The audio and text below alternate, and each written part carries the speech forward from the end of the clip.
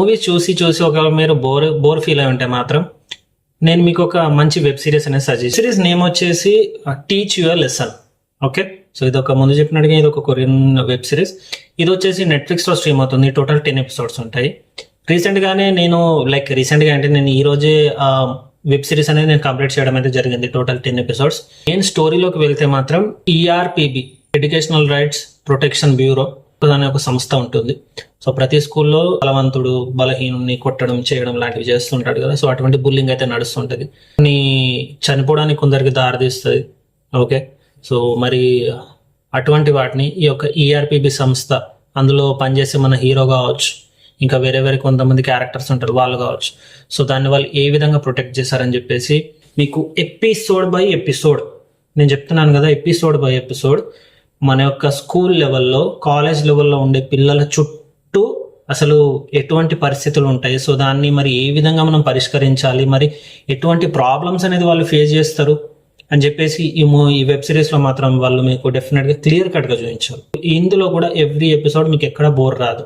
ఒక episode start అయింది అనుకోండి, ఆ ఎపిసోడ్ అక్కడికి ఎండ్ అయిపోతుంది. సో ఆ ఎపిసోడ్ కి దానికంటే ముందు ఎపిసోడ్ కి ఒక కనెక్షన్ అయితే ఉండదు, బట్ ఒక స్టోరీ, ఒక సినాప్సిస్ ఉంటుంది. లైక్ ఏంటి, మన హీరో ఎవరైతే ఉంటారో సో అతని బ్యాక్ స్టోరీ అనేది ఇంటర్లింక్ అవుతుంది లాస్ట్ ఎపిసోడ్ కి, లైక్ లాస్ట్ 2 ఎపిసోడ్స్ కి.